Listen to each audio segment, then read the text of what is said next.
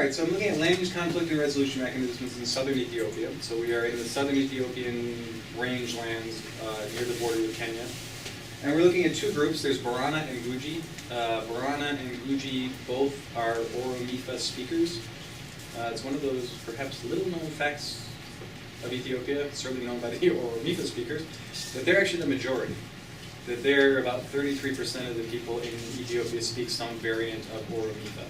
So they're the largest linguistic group, but within the linguistic group, there are these ethnic subgroups. Guji, Borana, what's this Oromifa speakers? Or what other? Those are the two main ones I can think of. There's Walega. There's Walega. Walega. Okay. So they inhabit the south central part of Ethiopia, and really all the way up north of Addis is still Oromo zone, Oromia. That's a Borana guy and his wife. So this is near Yabelo. This is an agro-pastoral setting, so we're kind of, the further south you get, the drier it gets. At the border, it's almost exclusively pastoral, livestock keeping, and then as you climb up into the Ethiopian highlands, it becomes more agricultural, and then you get up into the highlands, and it's exclusively agricultural. Very misty. One of my first jobs in the postdoc phase was driving the Land Cruiser from Nairobi up to Addis. And so if you're driving up into Addis, it starts getting really misty, and you're in the mountain, and you end up like having one guy look out the side of the road. You know, you're too close. You're too close. There's no guardrail. That's the Rift Valley. You know, so it's really kind of cool.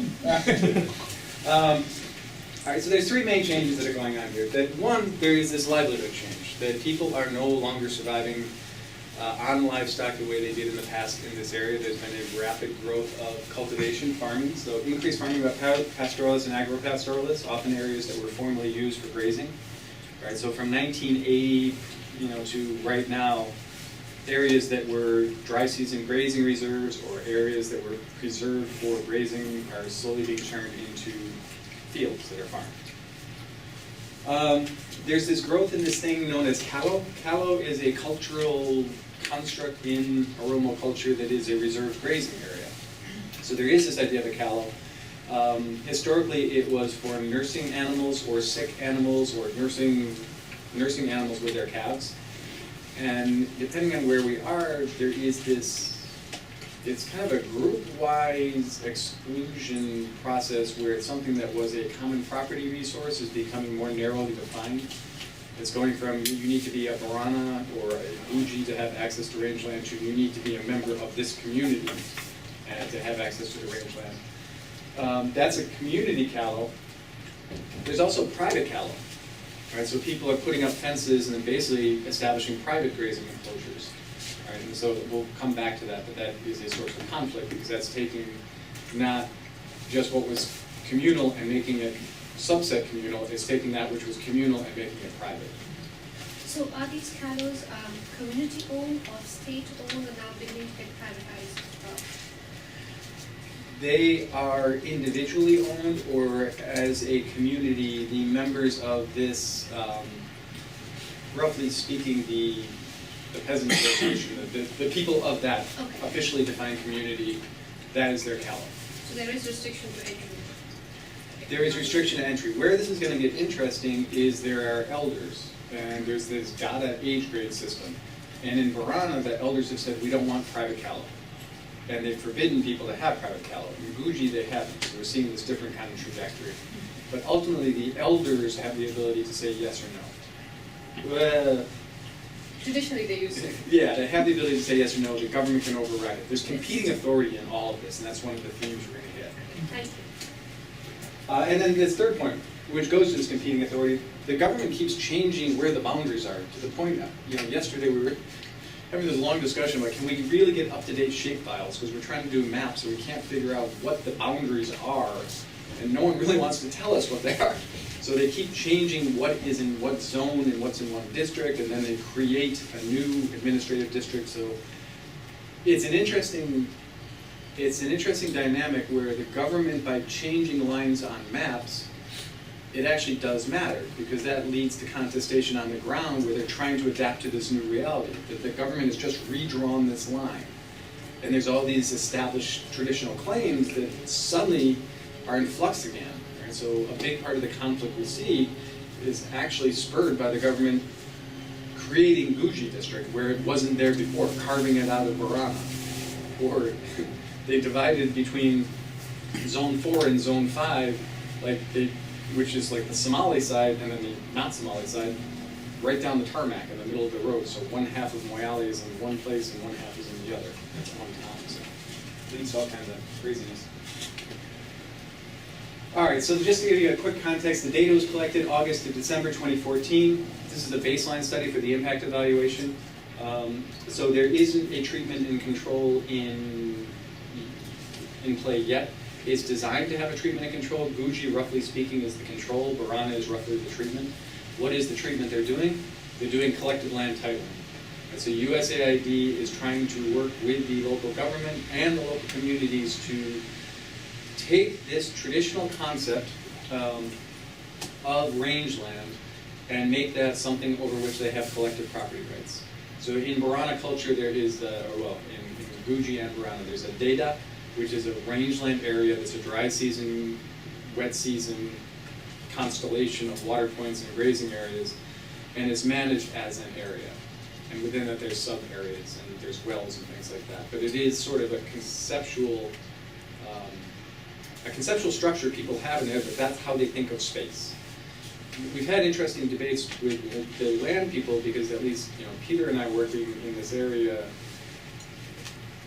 USAID has this idea that we'll see in a minute that you can draw these things on maps.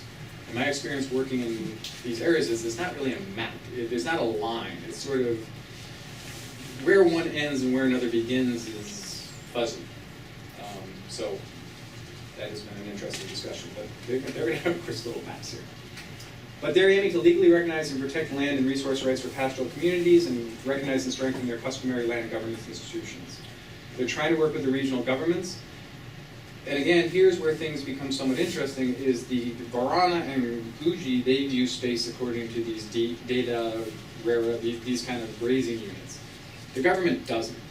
The government has a different administrative structure. They've got these things, they've got a zone, and within a zone there's a woreda. A woreda is like a district.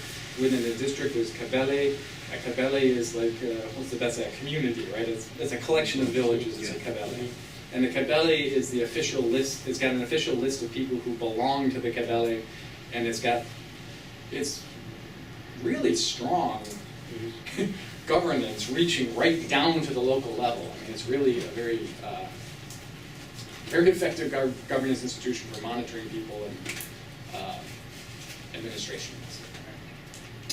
All right, so they're trying to recognize these customary communal governance, and they're doing this at the time when land use is going under rapid change. Right? So you're trying to look at this communal system, but the communal system is also being adapted to this new setting where people are settling down, where they're farming, and one other set of things going on that it's in the background. And if you're wondering why is USAID looking at these kinds of things, I'm just going to give you some quick links here to think about the broader context. But Ethiopia is going through a really precarious experience with outside investors coming in, settling on rivers, and investing in land. And so there are these land deals that are going on.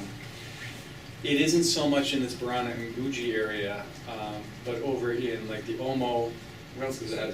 Afar, yeah. Omo. Around the capital, just outside the capital. That there's outside investors coming in, often with Ethiopian partners, right?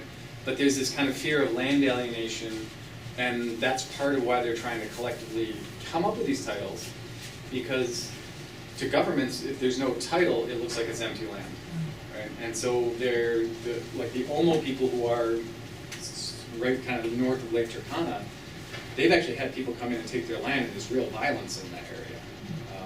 And it actually came out that USAID and DFID were supporting some of those projects. That was made public, and they backed out. So the Oakland Institute is just a place, if somebody is monitoring these, and the Oakland Institute is one of the places that's doing it, which we can't get to, but. There's also wider land titling that's been going on in the agricultural area. Right, the highlands, it's sort of seen as very effective, is that there's been land titling.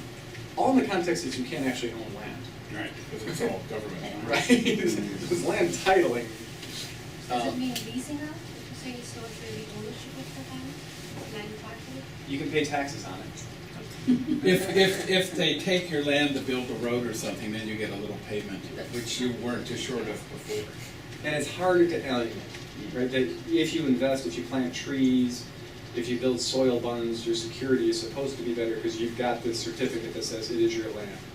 And in the highlands, they've actually been doing like cadastral surveys, right? They're actually, well, low cost cadastral, right? It's not full GPS satellite. It's, but it was interesting in the. Okay, that's not going to work. So if you want to see these, they're in the presentation. But one of these is an IIED study about land deals in Ethiopia. If you want some background on that.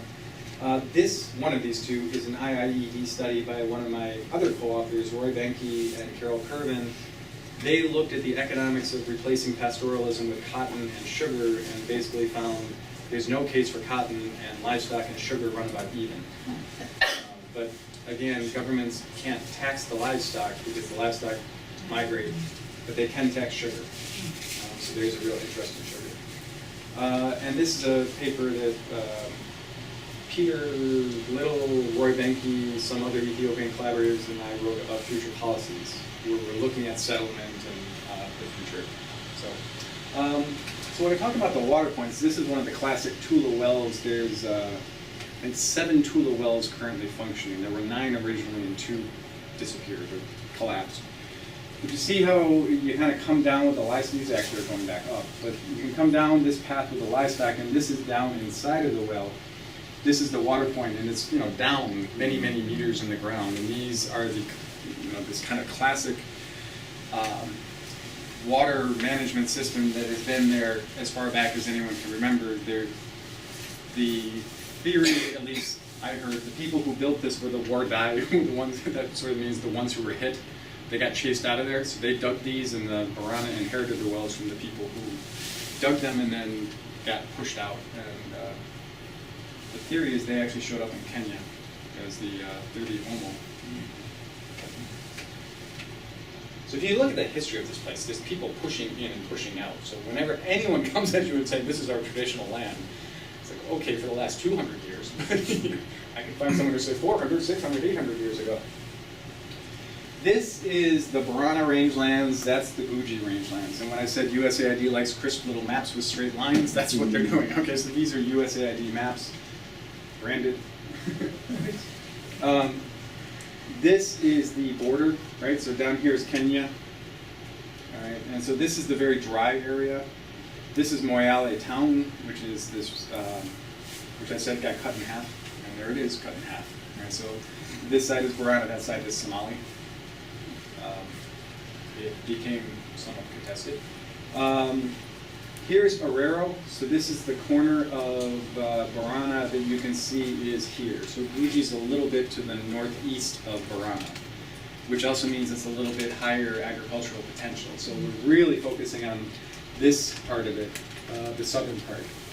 But you can see the different rangeland systems. So just to keep in mind, we're going to see places. We're going to see Teltele, Yabelo, Arero, Dire, Gilo, Mio, Das, Liban, Gorodola, and Wadera. Those are names that are going to kind of recur as we're going through this. These 3 are the Guji ones. These are the Borana ones. And I guess one final thing to think about when we're talking about the irrigation, we've got this Ganale River here. You've got another river here. You've got the Dawa River here. These rivers are really critical. So if you think the rivers and the wells, grasslands without water don't do you anything. Right? So you need to be able to have water and grass put together. And that's why we have wet season areas, dry season. And this is like a wet season, grazing area, dry season. So these are supposed to be intact rangeland systems. You have to have both. Okay? Otherwise, your animals die. So we're going from about 300 millimeters of rain bimodally distributed as we're getting up Up into here, we're starting to get into 800 millimeters. All right, so when you get up into this area, you're getting into the inset false banana kind of zone. Teff farming becomes possible. Here, it's largely maize farming with some teff. Thumbnail sketch of the issues, just to get you the politics of what's going on. All right, so we got Gari, Somali. Gari are this really kind of interesting group. They live right in between Borana and Somali. And so sometimes they're Borana, sometimes they're Somali, but they're always Gari. Right? They speak both languages and they've thrived in between. Somali clans were able to expand their grazing rights into Borana territories. All right, so two of these tula, these things, got moved. Well, they didn't get moved. The line got moved. The tula stayed right where they were. But they were in Borana zone, and then they got moved into Somali. All right. All right. So the Tula got annexed into the Somali regional state in an administrative redefinition. All right. So a big part of the conflict we're going to see is the legacy of that. The collapse of the government of Somalia in '91 and subsequent conflict, all these Dagodiyas and other Somali clans are kind of pushing out of Somalia into Ethiopia. So you got this influx of people with their livestock moving out of the insecure Somali zone. The Kabele of Borana zone were annexed into Somali regional state. That's been a source of conflict. Conflicts between the Borana and the Gabra, between the Borana and the Somali, over what is now this Loreda up here, the Liban. Right? So all of this was actually part of Borana until 2002, 2003, when it actually got carved out and became its own zone. Right? So you kind of got this carving out from the Somali side. So here's where we start getting into the Somalis. Then you've got the Guji in here who were part of Borana, and now they become Guji, and now since it's Guji, we can exclude Borana. It just becomes a mess. And so when we're talking about traditional systems, there's all of this going on in the background. The Gari had established a sizable population in Arero. All right, in Arero, we're going to see in a moment, this is Arero, right, which is the border now. Wasn't before, and now it is a border. All right, so now we get these conflicts in Arero and Liban. So a significant event for understanding the current land-based disputes is the creation in 2002-2003 of Guji out of what was Borana. So this action reduced Borana's area of about 25%, so it was their zone, and now it's not, even though Guji historically had claims there. Right? But administratively it was called Borana, and now it's not. And then there's all these divisions, subdivisions of Liban into further subdivisions. It historically had been a key Borana cultural area, so they've got these ritual sites that they rely on, and there are some key water points over there too.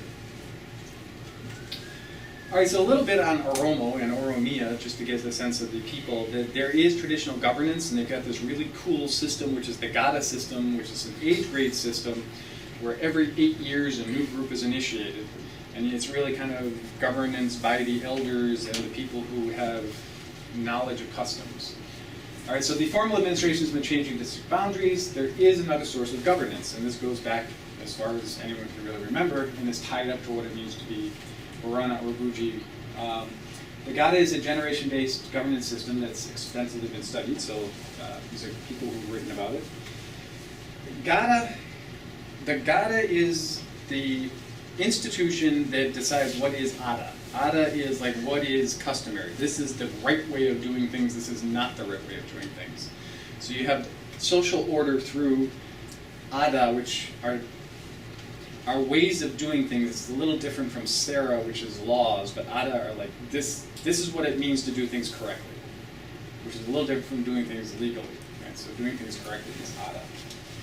Gada is more than a Borana institution. It's an Oromo institution, but it's not like there's some pan-Oromo institution. There's a Borana Gada and there's a Guji Gada.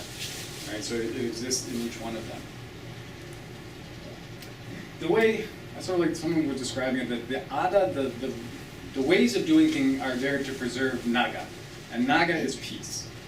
And Naga is actually a little more than peace. It's sort of the absence of conflict rather than purely peace. Right? So you're trying to preserve the absence of conflict. And even the greeting, when you greet someone in Borana, is, the question is, Nagini Badada, is your peace abundant?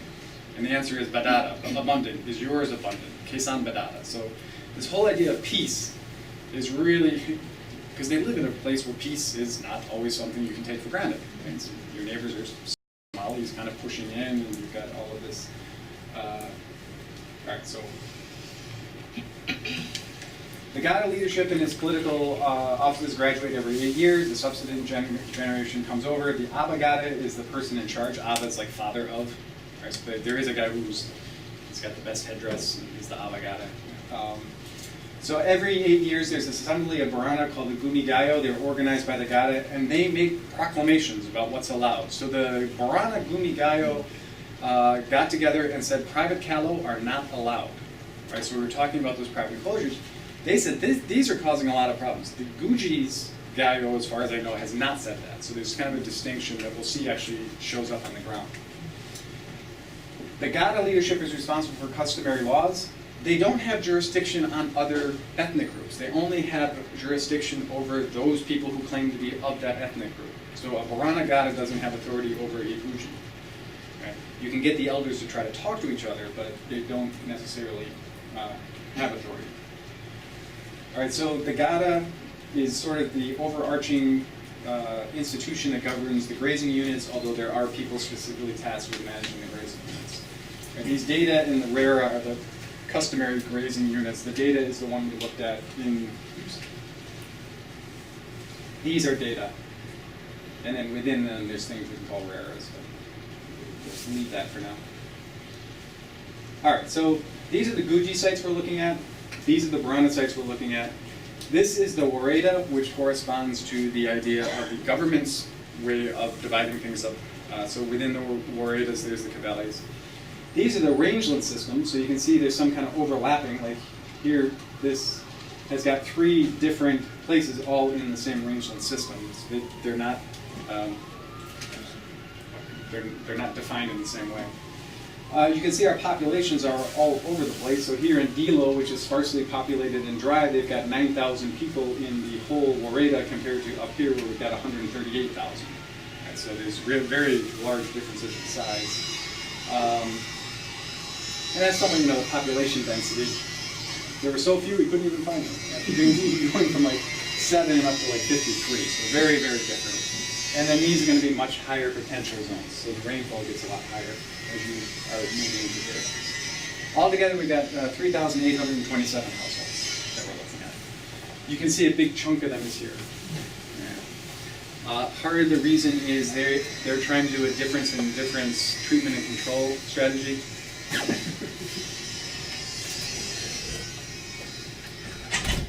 And so they really had to oversample here to try to get the driest possible places in Guji, because that's as dry as you can get in staying Guji.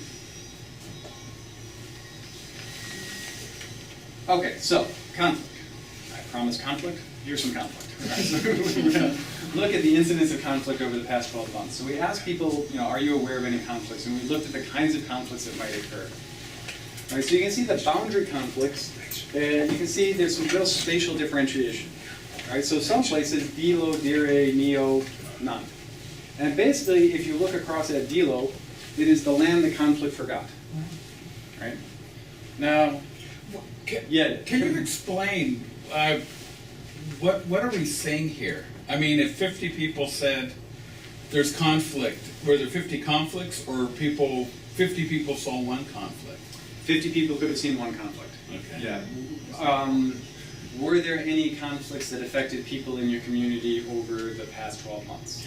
And of those, were they of this kind, this kind, this? Well, were there any boundary conflicts that affected people in your area over the past 12 months? Were there any water conflicts that affected So you asked specifically that? Yeah. You didn't just ask general, you asked prompt questions. We asked this, the prompt one after the other. And then there's a follow-up question. Was anyone from your household directly affected by this conflict? And that is maybe 20% of the reported conflicts. And conflict is unambiguously understood. Yeah. Well, no, it is ambiguously understood. Yeah. Well, well, then what does this mean? I mean, a disagreement, is that a conflict? A dispute? I mean, the elders were brought out. I mean, what was in your informants' heads? when they were responding to this? We do talk about, was it taken for resolution? So it was some kind of dispute that had to go to some kind of resolution. Okay, so it was public and action was taken on it. Yeah. So it wasn't just people got in a fight and Right. they haven't sought negotiation or gone to court or something. There's one place we'll look at where there is a set of, Gorodolo has a lot that were not resolved. Just about every place else where it was resolved in one format or the other. So these are conflicts that required resolution by some judicial authority, whether traditional or government. Boundary, boundary and grazing, you can see, are somewhat conflated, and they certainly co-vary. Because the boundary, more even so that, water to some extent, but the water doesn't rise to the level. But if you look at boundary and grazing, they tend to go together with a few exceptions. And these are the places where the boundary issues are just the government is coming in and redefining what the area is. And those are those kind of boundary problems. Now, this was the privatization of communal resources. This could be like the Callows. There's not much report of that being a problem. Then there are things, like salt licks, almost no conflict over salt licks. But for livestock, salt's very important, but it's not much. And raiding actually did not turn out to be very important. So the biggest story seems to be the boundary, and as a reflection of the boundary or as a variant of the boundary is kind of the grazing conflicts. And what would the boundary, is there any peri-urbanization taking place? Yeah. And if so, would that be under boundary, or where would that fit in? I think that's privatizing communal resources for the most part, because that's like the growth of the callow and the growth of the farmland. Okay. And that would be taking place around the towns. Okay. That's also taking place around the Tula, the wells, that those have gone from dry season grazing to settlements. And water's somewhat vague, but some of the irrigation might show up in the water too. But, all right. When you ask Yeah. a household, do you ask the whole family or just one representative Household from the head. house? Yeah, it is the household head, which is generally a male. 23%, 22% of households are female-headed. In this area, men marry women who are 10 to 15 years younger than them. So you end up with widows. So when we talk about herders, this is a guy herding. You see his animals are over there grazing. I just got this map yesterday, but this was taking the boundary conflicts and looking, I took it down to the Cabele from the Wareda level, down at the individual communities, to look at what % of households reported some kind of conflict. And these are boundary conflicts.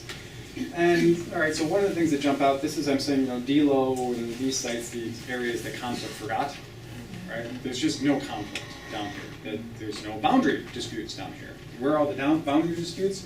Right here. Right? This is that zone, the Leiden zone, that was just redefined. And you can see that's where all the conflict was. Well, not all. That's where almost all of it. And then here's Arrero, the other place that was mentioned. So right here on this boundary, which wasn't a boundary, and now is a boundary, there's all this conflict that has grown up on either side of that. Okay, so. Yeah, we can talk later. I mean, it also could be that your informants think, well, this is what you want us to talk about. Mm-hmm. And yeah, that is a conflict. Whereas these other areas, I find it hard to believe they're living in this kind of rural bliss of no conflict, but they may, it would just be kind of very, I just wonder if this is an artifact of your methodology. And also maybe, I mean, a lot of times if you're thinking about studying conflict, you would go more with the key, which you did, you had a key informant interview. Yeah.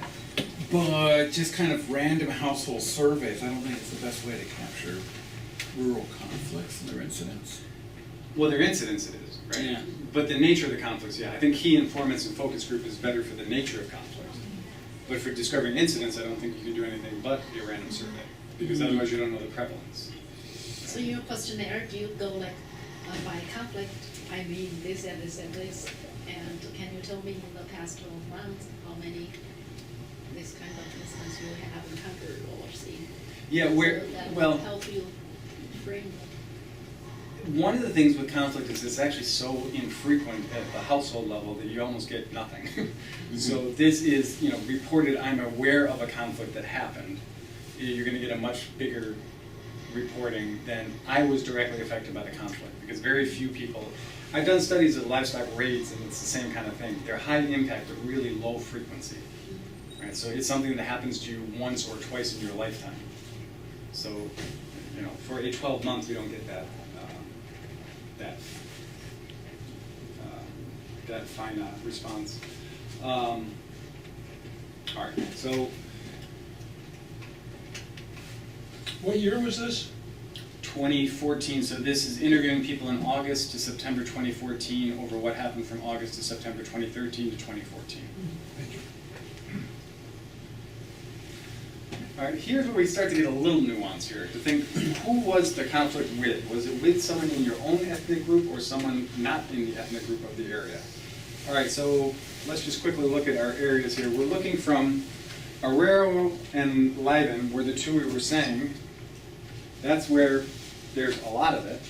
And this is where they just define who's Borana and who's Guji by creating this line. All right, so oops. So you can see different ethnic groups, you can see that's the nature of this kind of conflict. It is mostly across the ethnic frontier. In contrast, you go to Gorodolo, and it's almost all, well, it's all within the same ethnic group. Okay? That's when we are kind of up in here, right? Where it's all Guji, so there's no kind of ethnic frontier to worry about. Here, not only do you have to worry about this conflict, but there's also the Somali conflict on this side. Right, so the Somalis are kind of pushing in, the Dogadiyas are on that side. And I do remember when I was there from 1999 to 2002, one of our study sites was up here in what was then Borana, that's Karate site. The guy, that we interviewed, our enumerator, he would, okay, drop me off here, and he'd get out of the Land Cruiser with his AK-47 and his file full of surveys, I'm going to work, don't come in here, I'll come out and find you, because it was just, there was armed conflict in that area, so it was, it's also interesting, the surveys, just to think about the impact, the cash economy disappeared from the sites for those 6 months, because there was no market. When it became this armed conflict zone, no one went in or out. All right, so you can see some places it's all within the same ethnic group. Other places it's largely across the ethnic frontier. So the nature of the conflict we're looking at varies depending on where we're asking the question. Who did you ask to solve it? Well, remember, these are the places where it's mostly across the ethnic frontier. So who are they going to go to? The government. Because the traditional authorities don't solve that kind of problem. They don't have authority. Who's got jurisdiction? Government of Ethiopia. So they're going to go to the formal government structures. Some to the local elders, some is not resolved. Yellow means not resolved. That was sort of the question about things that don't get resolved. Gorodolo's got the biggest share that didn't get resolved. You can see going to the elders, pretty small here, over here really big. Right, so to the extent that you can rely on the traditional authorities. And then the Gada is the gray, and you can see for the most part the Gada is not doing all that much except for here in Teltele where the Gada seems to be really prominent. And just quickly one last time we'll sort of jump back to our map so you can kind of see. So Wadero is where we're looking here. Here's Gorodola, so this is a place where they didn't have much cross-ethnic. Here's where we're seeing a lot of cross-ethnic. Here's where we're seeing a lot of cross-ethnic. Teltele is the place where they're going to the Gada. That's kind of tucked off in the corner there.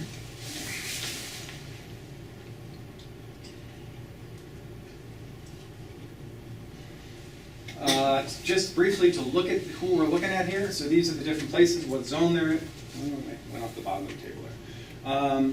We asked them to self-define themselves. Are they fully settled? Are they semi-settled? Or are they nomadic? Essentially 93% of people call themselves fully settled. That actually turns out to be interesting. I got results on this variable where I had to go back and check because it actually turns out the people who are fully settled turn out to be less likely to have land holdings. So the people who are partially settled are strategically claiming access to land for future use. TLU is tropical livestock units. It's a measure of herd size. 10 goats, 10 sheep, 1 head of cattle. 0.7 of a camel is a mythical beast that is a TLU. You can see the place I said, DELO, the place that is the dry place with no conflict. That's the place with all the livestock. They're the ones who are still living in the livestock economy. These are the smallest herd sizes down here. Satellite camp is another measure of mobility. So people use satellite camps. They send part of the household herd off to this remote area to graze because there's not enough grazing locally. So satellite camp use, you can see again, DELO, 43% of people are using it. Here in Mio, also a place with relatively high herds, they're using it a lot. And then you can see places where there's almost no use of satellite camps. Cash income, this is not full income, this is cash income. All right, so if we look at the full income, you'd include the value of milk that is not included here, because 40–50% of their diet, or 40–50% of their income comes in the form of milk from their herds. And if you don't count that, they look a lot poorer than they really are. But this is just looking at how much cash is coming into the household. So again, some places pretty much off the grid in terms of the cash economy, and then other places much more integrated in the cash economy. Guji generally more integrated in the cash economy. Land cultivation in Sangha, which is a local unit. So a Sangha is the amount of land that 2 animals can pull a plow in one day. Is that right? Yeah.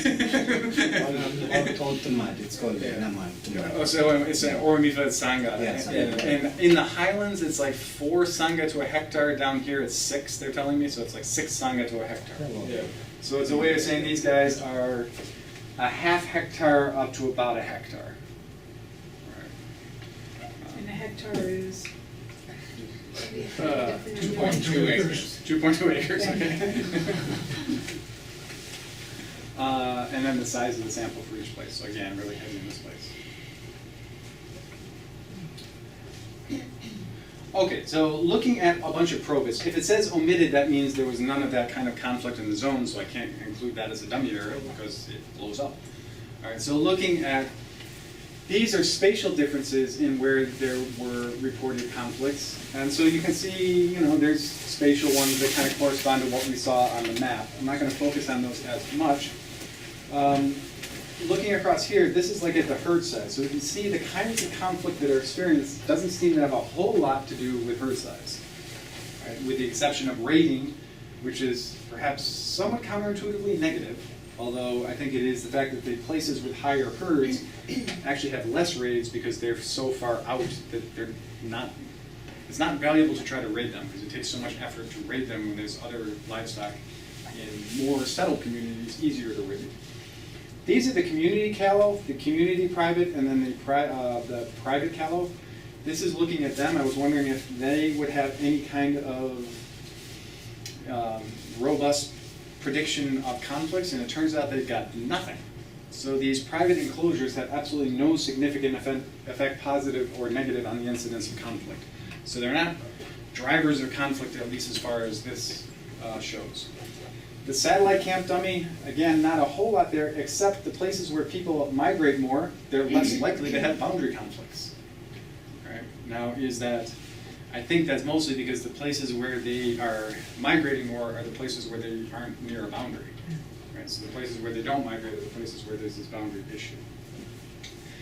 Land, this is how many sangha of land the person had. More land is leading to less boundary conflicts, is leading to less forest conflicts, and is leading to more cropping conflicts. That last one seems to make sense, especially that people who have more land are more reliant on their fields, are more likely to have crop livestock problems. They've got bigger fields. The livestock are standing in their fields. Income, essentially nothing to do with anything, except for this one, cropping. People who are fully settled, there is a strong result that the people who are fully settled are less likely all the way across the board to report conflict. So the people who are nomadic, the roughly 10% of the population that says they're not fully settled, are disproportionately experiencing the conflict, or disproportionately reporting the conflict. Let's be careful about that. Household size doesn't seem to have much of anything to do with conflict, except maybe slightly less for forest resources and slightly less for cropping. Potentially, there's a labor story that might go with that. People with bigger households have more labor. Female heads of households have no different experience with conflict than male-headed households. There's no gender effect to the conflict. We will see some gender results in a minute, so it's not that gender doesn't matter, it's it doesn't matter for this. And then again, one of those that it's got to be trying to tell me something, that the age of the household head is negatively related with everything. So the older the household head, the less likely they report that there's any conflict.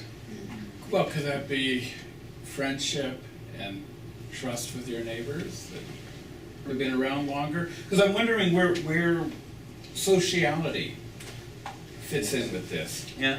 Yeah, and also, are people armed there? I mean, and the possession or access to weaponry also serve as a damper to conflict. Well, yeah. I think the age, it largely is, it makes it more likely that you're an elder, and conflict is much less likely with elders.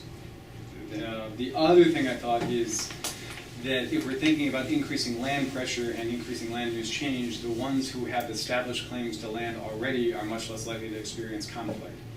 Because they have established claims. It's the younger up-and-coming families who are experiencing these conflicts. But, I'm not sure what's the kind of literacy level in this area. Is that younger people are going to be more literate, hence more aware and trying to assert your rights. voice conflict, and elderly who would see it more a traditional system and more keep it within themselves? It's really low. Okay. It's definitely moving in that direction. I don't know if it's tipped yet. Okay. You know, it's largely at most a 10% literacy rate, and the school enrollment is still. Is it younger people tend to be more aware and more vocal about their concerns rather than elderly who try to pacify?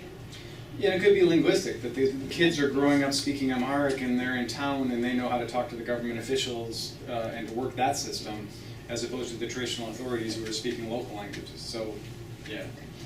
All kinds of theories. There's something going on here. I don't know exactly what, but something is going on. This is something what I have seen in my research too. Uh-huh. And it's more because the younger people tend to be more politically aware, and even though they may not be literate, but they want to be, they want to try to get into the political system at the village level, administration or whatever, so that they can solve the issues. They realize that being outside informal settlement does not work. The only way is now to get in the system. So they're kind of conflict junkies. They're actually chasing down the conflicts to build up a political Yes, career. like we probably. Yeah. Okay. Quick question. Yeah. In terms of, is there any sense in which the government involvement in decisions are a bigger problem that's maybe almost hidden because it doesn't come up frequently, but when it does come up, it destabilizes things more than anything else? So that in a given year, you might have conflict, but if the government isn't trying to settle any land ownership questions, if they do that actually, then there really might be problems, but they're not big problems because the decisions are small rather than broader. Yeah, I mean, in many ways, the government is both the problem and the solution, right? Because they're the ones making these boundaries become redrawn. They're the ones posting people there who really aren't from there. And then you've got these people from outside trying to interact with these traditional authorities, and you've got two competing legal structures. You've got authorities, you've got official government of Ethiopia. But they're the ones that actually can solve some of these problems because they created the boundary line. But aren't they changing the boundaries in response to political factors? Yeah, right. It's very political. Because they're doing that like in Darfur, where they're trying to jiggle boundaries. And you know, so the line is redrawn with the Somalis as part of the negotiations with the Somalis. Right. And so basically they sacrificed the Borana to appease the Somalis, is my understanding of that. And then the Guji is kind of breaking up this kind of Oromo into smaller groups of Oromo because, hey, look, we can get them to go against each other rather than being unified. So yes, I think there's a lot of government strategy that is about national politics and not at all about the local politics. But then when you've got this poor guy who is the government official at the local office, he's the one who actually can do something to solve the problem. So there's really this kind of national level, and then I think a very local level. The farther you get away from Somalia, the less the boundary problem comes up. There's less pressure to settle things on a lot of the boundary questions. Or isn't that's not the case? The Somali add a whole other factor because the Somali are so expansionist that they are moving west. So the original project proposal for land is they were going to do this in Borana, they were going to do it in Afar up north, and then they were going to do it in Somali. And so when they went and they presented to the Somalis saying, we'd like to map out your traditional rangelands, where the dry season is, where the wet season is, the Somalis said, get out of here. We don't want you mapping our rangelands. We don't want borders. We're taking over stuff. Our traditional edge of our land is the Ethiopian highlands. And there's a whole other ethnic group in the way.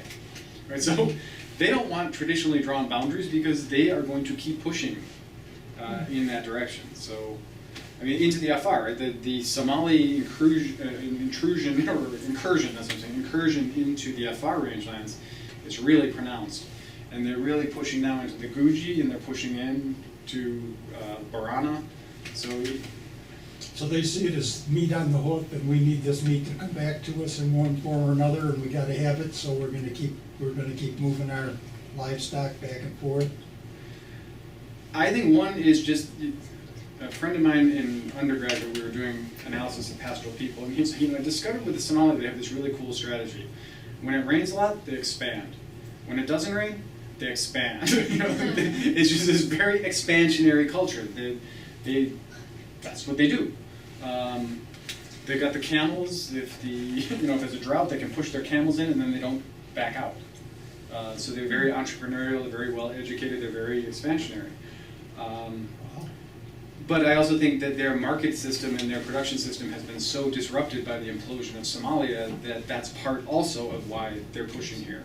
Because the market is no longer there in Mogadishu, but we know where the market is now because we can actually see the flow of Somali animals coming out of Kenya and coming out of Djibouti and coming out of Somaliland. So they've pushed in. They might push back if Somalia ever becomes like a viable country again. But for the moment, they are pushing inland, and that's part of what we're seeing here. And the government of Ethiopia is trying to end the secessionist movement as well that is in that corner. Was there disruption of the Somali areas, though, within the Ogaden and other parts of Ethiopia?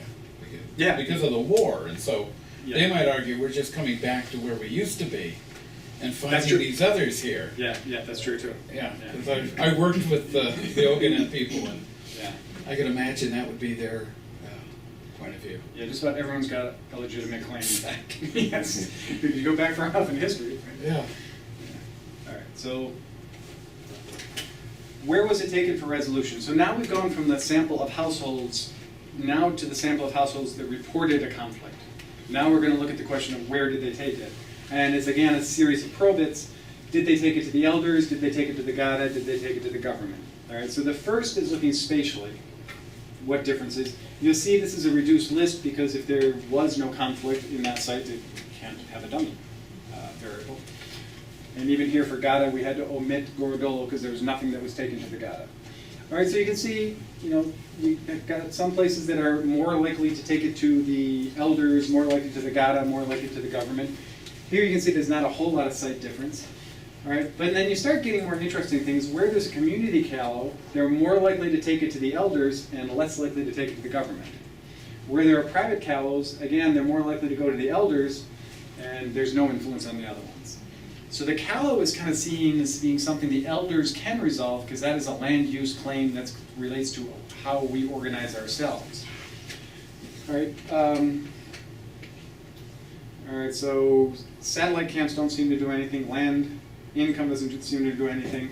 The settled indicator was kind of intriguing, that the settled people are less likely to go to the elders and more likely to go to the government. Right, so the people who are still migrating have a different pattern in how they're taking these. The age variable now doesn't show up. All right, so the age is less likely to experience conflict, but there's no difference in age of the household head about where they take these things. Females, you actually have females are more likely to go to the Gada. And so we actually had to dig into some of our key informant interviews. The females actually feel that the traditional authorities in the Gada has more defense of women's rights and claims than the government does. That they actually do have some kind of possible representation and claim in traditional that they don't feel like they have in the government. But they're also not all that quick to go to the elders, because the elders are their husbands, friends, or so it is this kind of in-between authority. Boundary, what kind of dispute? So this is looking at what kind of dispute gets taken where. Boundary disputes, less likely to be taken to the Gada. Water disputes, less likely to be taken to the Gada. Forest, less likely to be taken to the government. All right, so if you think sort of the traditional relationship between forest agents and local residents is rather antagonistic, right? So the government's always finding them and arresting them for making charcoal and stuff like that. So the last thing you want to do is go to the government. So then you both end up getting fined. Crop damage, go to the elders. Don't go to the government. This is something we can handle locally. If we involve the government, it's just going to make things worse. Forest, crops, don't bring in the government. These are the kinds of things we should solve ourselves. Raids, go to the elders, don't go to the Gada. All right, these are the kinds of things, the elders are right there, we can organize ourselves, someone attacks us, let's organize our young guys to go attack them. All right, it's a local level response, and for goodness sake, don't bring the government in.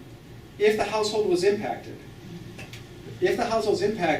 they're much more likely to go to the elders. So this is the question, was anyone in the household impacted by this conflict? If they were, they're going to go to the elders. They're not going to go to the government. Right? So there's some kinds of things we're going to go to the elders, and other things will go to the government. Yeah. So it seems for everything except the fact if you're a settled indicator, everything else is negative for the government, wherever it's coming significant.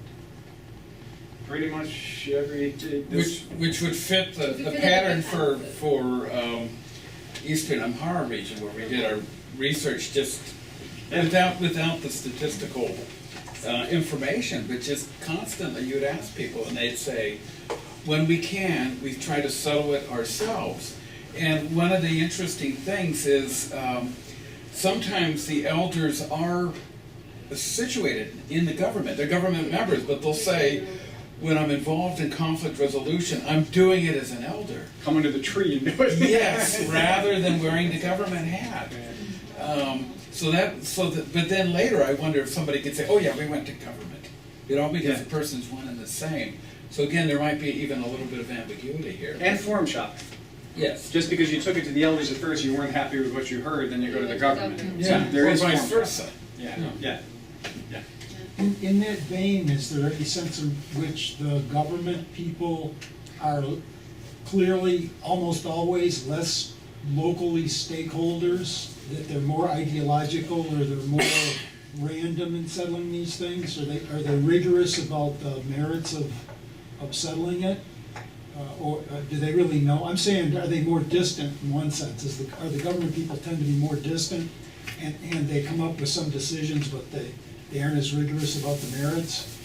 Is it the process of settling? Is it pretty rigorous in a way? I don't think so. It's idiosyncratic, right? It depends on who you get. But my sense is these kinds of places, especially the more local you get, are sort of a hardship post where you don't spend a whole lot of time. You're sent out to be an administrator in an area when you're serving your time. It's where you start your career, and you're trying to work your way back to a bigger city. So.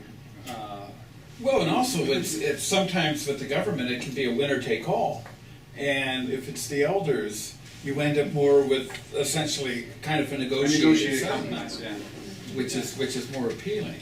Yeah. And the government has actually got government national policy that they are trying. I mean, the government actively has a policy that they want people to sedentarize. That is a government policy. They want people to settle and farm. They don't want them hurting. You know, the president, the former president, he passed away, but he was giving this speech, I think it was at the Pastoral Day at the Forum, and he was saying, the days of following the tails of the cattle are over. You people never. Prime Minister. That was Malesh. Yeah, You guys, you need to settle down. Yeah. You need to settle and farm. So they're actively opposed to pastoralism and to migration. Right? So to the extent that there, and we'll see this in a little bit, but to the extent that there are decisions being made, generally they are going against the interests of the herders. They're going against the interests of the people who are still trying to migrate. They are supporting the people who are settling. Are there any cases in which the elder official is actually a nomadic person? The elders? Yeah, the one. Yeah, the Gada people and the elders more and more will be settled, but they are almost all of them grew up nomadic, right? But they grew up in an era when everybody was a herder, except for very few people. So they're much more tied to the traditional herding life, maybe in nostalgia and recollection, but they certainly know a lot more about it than the kids growing up today, going to school and living in town. Right. So. Do they openly fight kind of a government scenario where herders are persona non grata? Do they kind of let people pass as being herders rather than, okay, you've got to settle down? My sense is with the Gada and the traditional elders, they still believe that they are livestock keepers, pastoralists, and that's what they're trying to keep alive. They will bend to what the government asks, and if you ask them in one setting when the government's there, they'll say, yeah, we're looking forward to being irrigated farmers, and then when the government guy's not there, they'll give you a different answer. That they know this is the way the government is going, the government's putting in irrigation schemes. If we don't take this land, someone else is going to get the land. So we better make sure at least our people get it. All right, so we'll play along with what the government's saying, but then, and again, I saw this more with the Somalis than I have in this area, but I was out doing some work in the Somali zone in Jijiga. And the Somalis, you were telling them about irrigation. These guys are pulling out calculators and they're figuring out the benefit, the revenue margins on growing fodder for milk production rather than growing vegetable crops. So they're saying, okay, we'll settle down. The government wants us to settle down, but we're going to grow fodder for our camels, and I'm going to sell the camel milk in town and just intensify what I'm doing. I'm not going to stop doing it. Yeah. Right, so I think there's some of that going on. There's limits to the irrigation potential too, isn't there? I mean, you can't say we're going to irrigate everything. Well, the government does. Say it. They can say But I mean, I don't follow this closely, but I thought there was like one main valley to the east that had a huge irrigation potential that they were working on like Awash, 15 years ago. But in terms of available local water resources, can they pump from almost any place? It seems to me they probably haven't got aquifers to do anything they want. Well, Ethiopia is a giant water tower. I mean, that's what it's so high that it gets so much water, and all that water is going down. Is that right? I mean, there's a lot of water in Ethiopia. There's a figure out. What does it have? Like, I don't know, 20% of all Africa's water or something like that. We're the largest in Africa and maybe sixth in the world. That's one of the sources. Wow. Yeah, You say the water tower. Yeah. the highlands just get so much water, Yeah. and then it's the highlands. It's all got to go somewhere. This all year round rain part, so we get a lot of rain in that area that you're talking about. But the problem, I think, also, what's the irrigation scheme coming down from just after Nazareth when you're going down the hill towards Awash? The big one, before Tendaho, the one they did, but there's all this salt. The salt intrusion is really starting, because anytime you have irrigation, if you don't do it well, anytime you have irrigation, right, you're going to have salt intrusion, salt buildup, and that kills the fertility of the soil. The government, there were these technical studies that say if you don't manage this better, you're going to have salt intrusion. You'll get maybe 5 years out of these fields before they're rendered useless by salt intrusion. That's happening, right? So that's the other part of irrigation is it's actually a really delicate, you really got to manage it well, otherwise you get a few years and then it's gone.